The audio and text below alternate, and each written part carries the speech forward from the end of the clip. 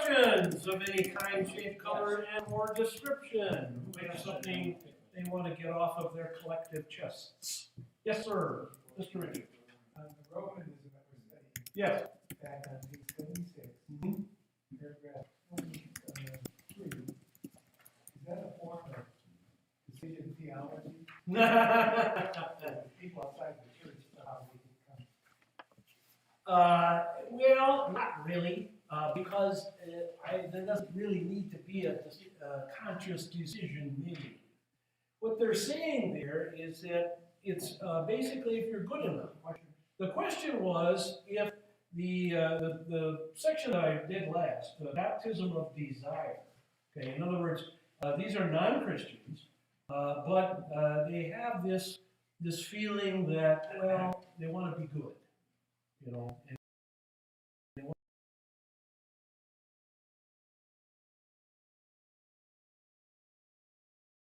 to the things that's right and wrong, good and bad, and stuff like that.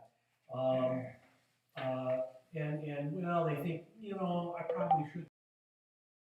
I just don't fine, or I don't know that I agree with everything, or not, and so on and so forth. In other words, it's not a conscious decision such as decision theology, where, you know, I give myself to Jesus, or I put Jesus in my heart. You know, that kind of, no, it's not that kind of decision theology.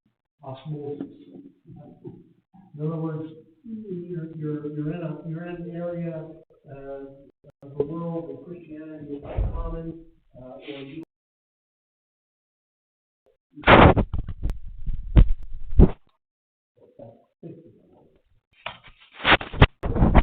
They're in a really better position than we are, and other non-Roman Christians. Vatican II said that the non-Roman Christians, in other words, the Christians, you know, they believe in the Trinity, they believe, well, we don't care about that, but anyway, if they're members of other the Protestant church, they're not members of the Roman church, they're all, they were at one time heretics outside of the church and therefore unsaved. But in Vatican II, it was decided that they were only erring brethren. And I'm sure today, if it was written, it would be erring brothers and sisters. But anyway, erring brethren, that's all we are. So we're brothers of them, and sisters of them, we're members of the Christian church, we're on our way to heaven eventually, but we're just in error because we're not tied to Rome. And so, if that applies to us, it applies pretty much to everybody else. Which is why the Pope talks about hell and maybe not even existing. Because what's the point? What's the point of having the hell if nobody's in? Yeah. Yes, ma'am. With that theory or whatever, does that mean that purgatory is actual hell? Yeah. Oh, yeah. Absolutely. Absolutely. And not only that, but certain Roman theologians in the Middle Ages taught that hell is much, much worse, or excuse me, purgatory is much, much worse than hell. Yeah.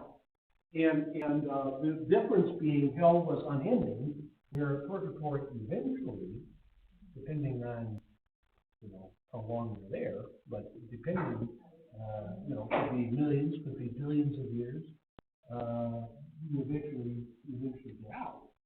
The hell, you don't. But since now, the Roman Church has pretty much made hell impossible for anybody, except maybe, you know, people like Hitler or whatever. And I'm not sure even in that case. But since that's the case, then yeah, then purgatory really takes the place of hell and serves kind of the same function as far as a hopeful deterrent to immoral action. Yeah, that's right. My wife, in her parochial school, she was told that by no question about it, that hell was worse than, or purgatory was worse than hell. No question. It's something that you want to avoid at all costs. Harry was next to her funeral. Here, Deuteronomy 36. Verse Yeah, cool. I can't visualize how that happened.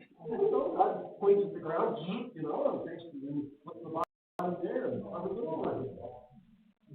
I had forgotten that. Yeah. Well, that's the whole business in the book of Jude, quoting the book of Enoch, about, use Moses' body. The same one that used Moses' body, I'm sure something along the lines of how he used King Saul, or Samuel's body with King Saul. In other words,